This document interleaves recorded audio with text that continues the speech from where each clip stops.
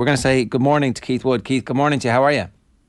Good morning, Ger. How are you getting on? Yeah, good. Before we get into the rugby, we should talk about a couple of notable passings that have happened in the last week. The rugby community was completely shocked by Tom Tierney's passing, and then a legend of Munster and Ireland passed away in the last 24 hours as well. Yeah, Brian O'Brien. I mean, we seem to be having too many of these conversations, to be honest. For Tom first, I mean, Tom was a total shock. 46 years of age is far too young, and he had an unbelievable impact actually in Munster. I mean, I played with him for a few years with Ireland and with Munster, and he was pure crack, a scamp. I mean, absolute crack all the time. And of course, he played with Gary Owen for a lot of years as well. But it was his impact on a lot of the young kids, and I know it from my own two youngest, as an Irish coach and Munster coach in the development of the young players, and a lot of them came out in force yesterday, and will again, I think, tomorrow at the funeral. But the impact he had on the young fellas, he had a joy of the game. He lived the game.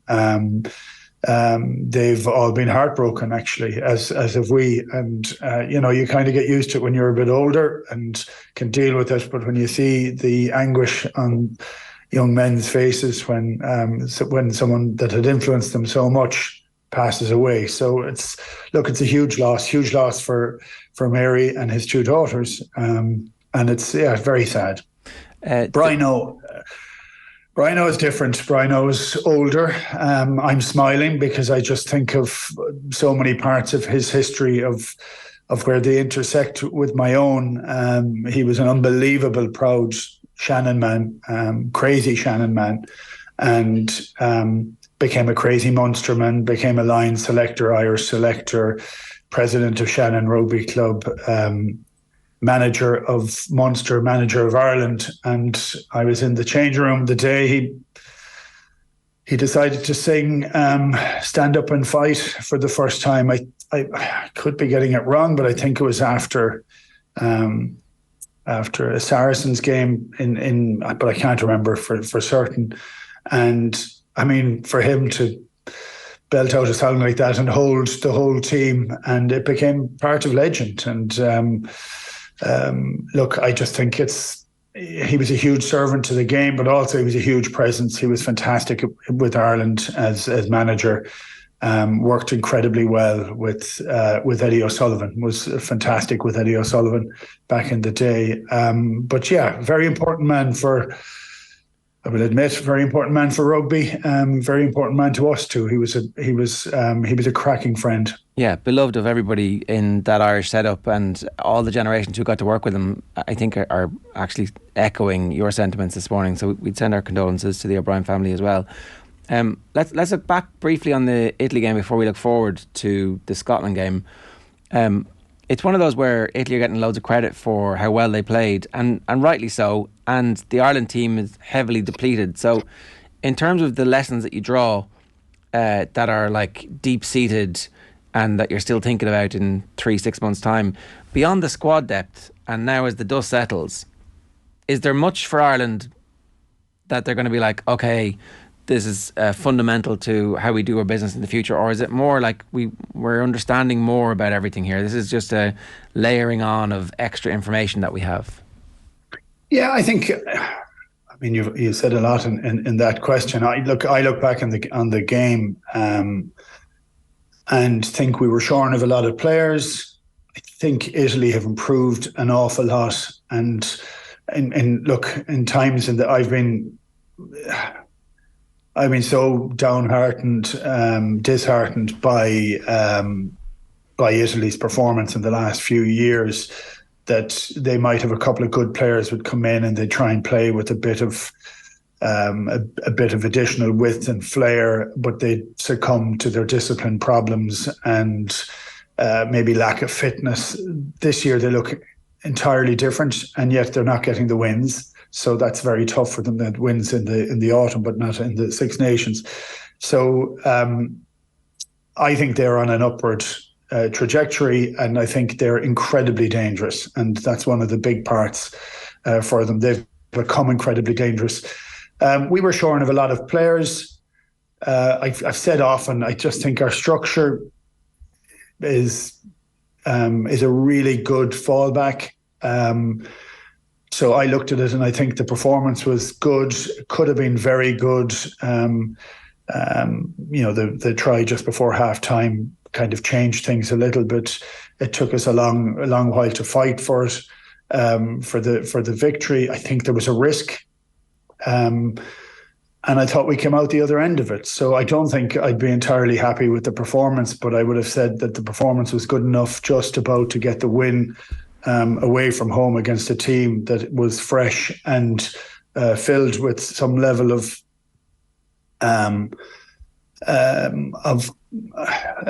consistency and composure, with the exception of the 4-on-2 overlap that Brax kicked into the corner. That could have changed things an awful lot. But I thought a lot of players stood up, played pretty well.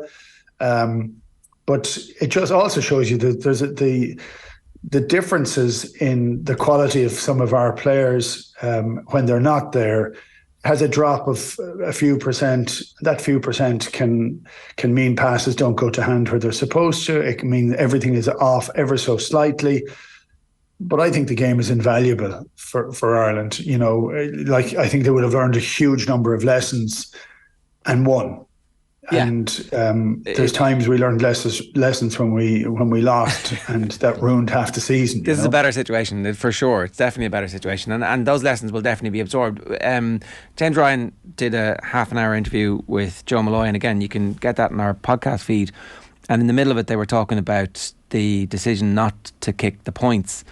And Ryan makes the point, you're talking about outcome, we think about process. And when the review is had, we'll ask, was the process right in our decision making to kick for the corner? He made the point that the first one wasn't a gimme kick for Ross Byrne, and Henderson, whose job it was to call the line out, was confident they were going to win the line out, and eventually they do kick the points anyway. So this is from a really nice philosophical position where we get to debate whether or not it was the right thing or the wrong thing. And I was asking the question on the show yesterday, does your process have to allow for the information to change in the moment? And I guess specifically I'm asking, is the process always, look, our decision is that we are going to win games by scoring more tries than the opposition, and that's fine, it worked really well in New Zealand, and that's kind of the bit where they stop ticking points and they just kick to the corner, because presumably the analytics says the more you kick to the corner, the more often we're going to score tries, and eventually we'll wear them down. But is there a moment in a championship like this, or in a World Cup qualifying pool, where those points and the victory are actually more important than the process of overwhelming the opposition with the scoring of the tries? And I just am interested in your perspective as a captain. Yeah, I don't know that it's necessarily as binary as you put it out, as if you do one thing or the other, and there can be the risk. I would look at the process that's put in here is built on the confidence of a very large number of players. So the process requires people to be able to deliver on those parts that have to be delivered to make those decisions correct.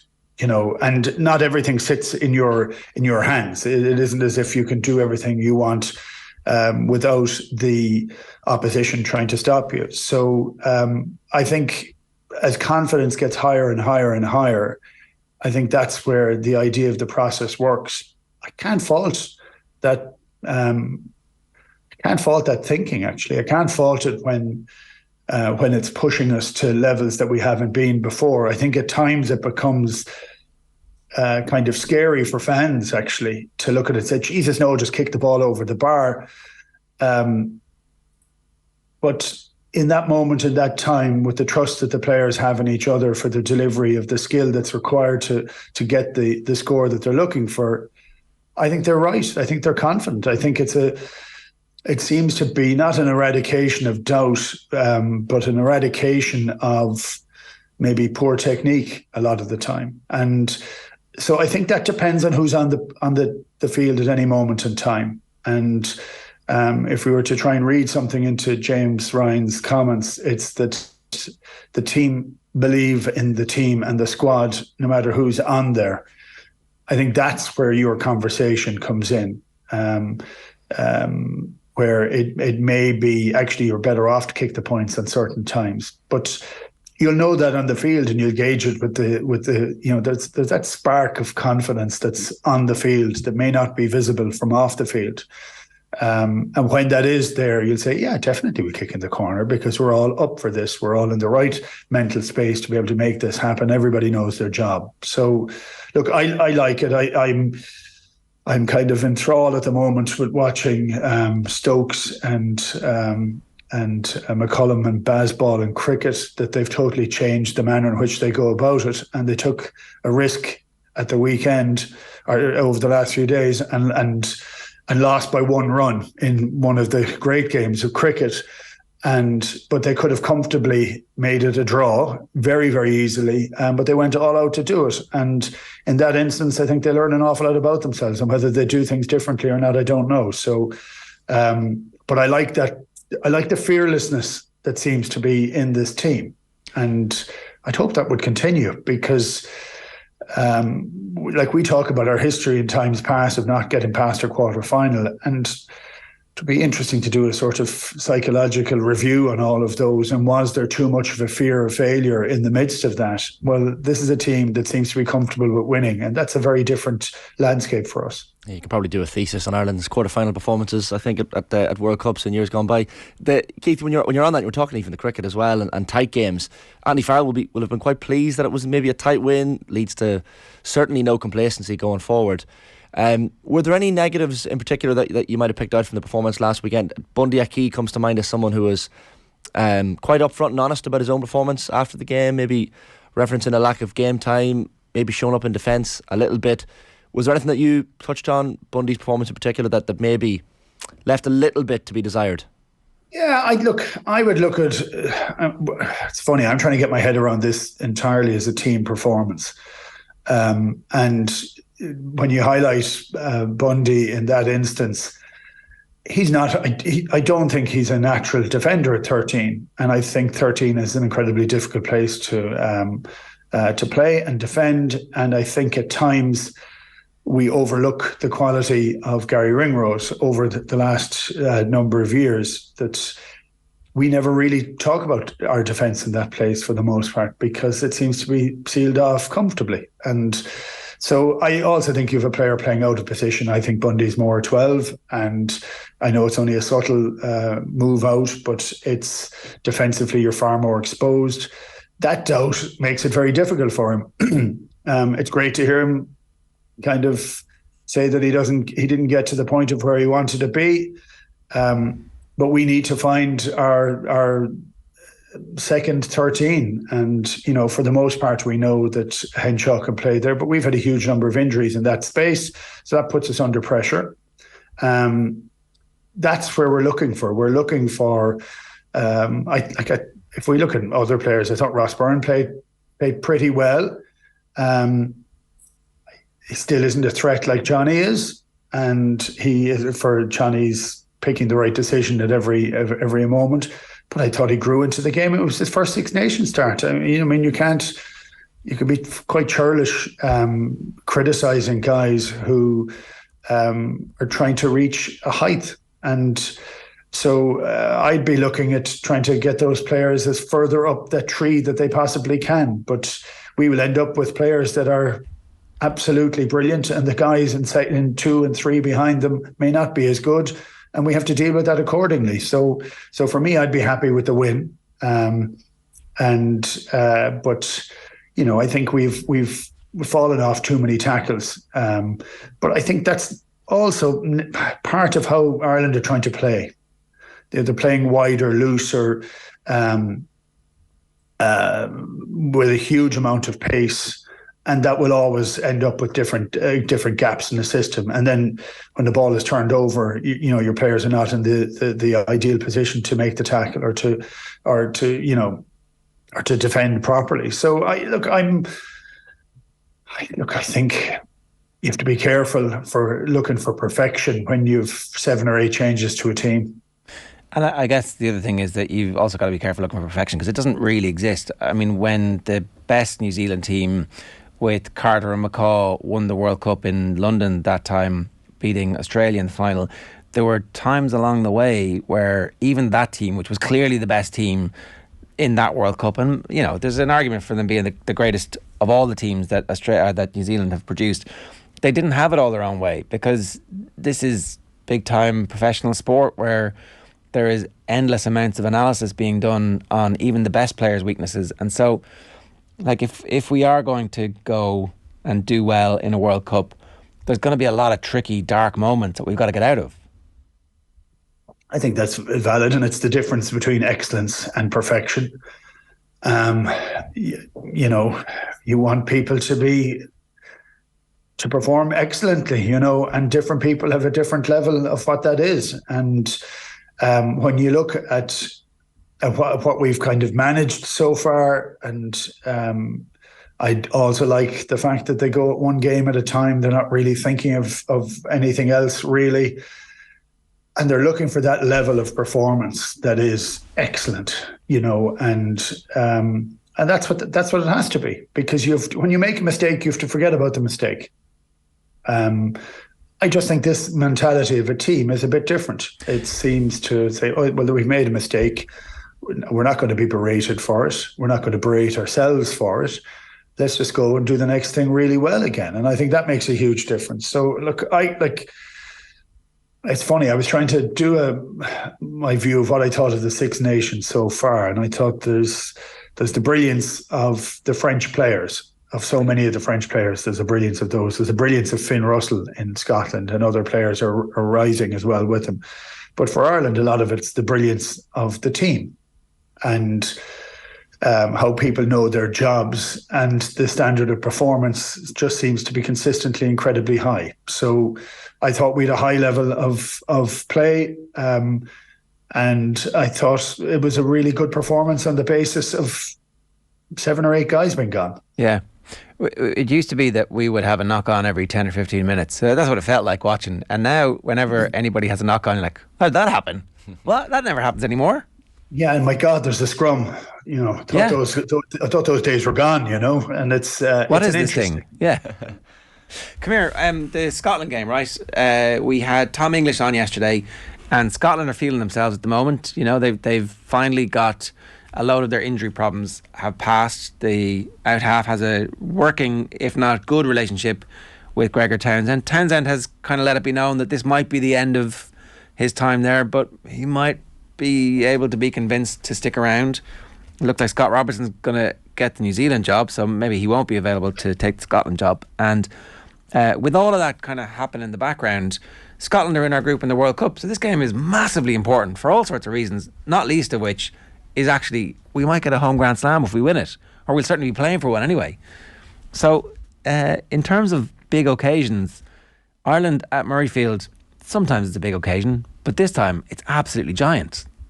Yeah, I love watching some of the teams play. I love the pressure that's happening with some of them. You understand the carnage that's happening in different places, like with Wales and England sacking their coaches before Christmas. Like that just throws everything into confusion over there. Scotland have had a high level of consistency. They've got some really good performances for about 5, 6, 7 years. I mean, I watched Scotland with the BBC for a long time. I used to go to Edinburgh for nearly every one of their games. They lost nearly every one of them. You know, they had a period of time where it was terrible, which we had about 10 years before that. So, you know, but when you look at them now, I think they're unbelievably reliant on Finn Russell.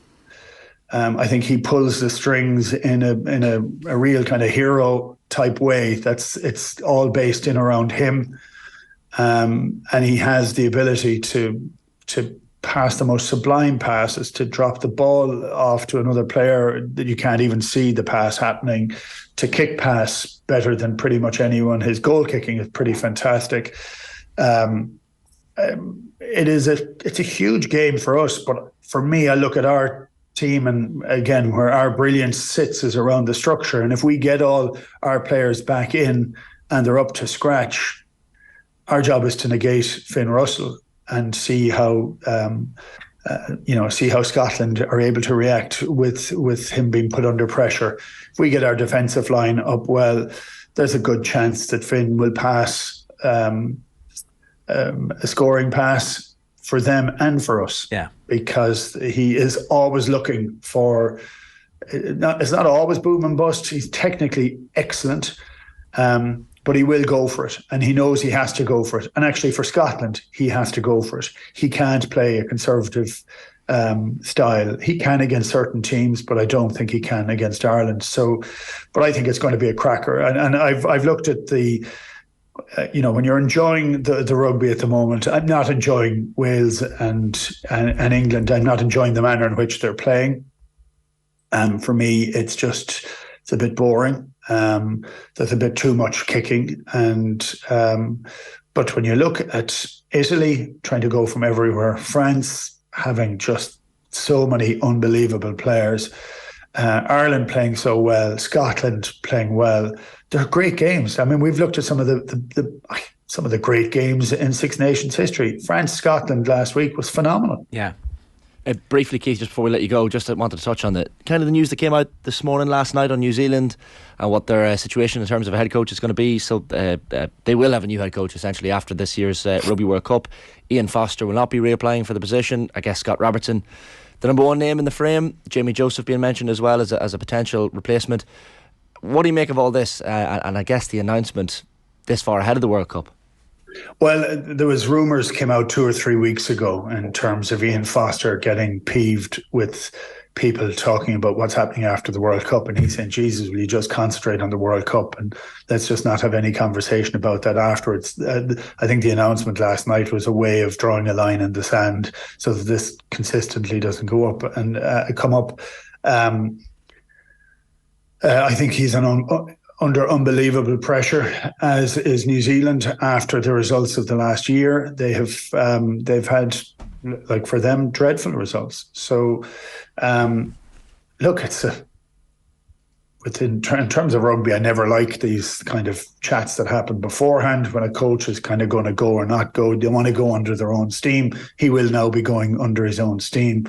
They'll be hoping it does stop all the conversation and doesn't destabilise the team further before the World Cup.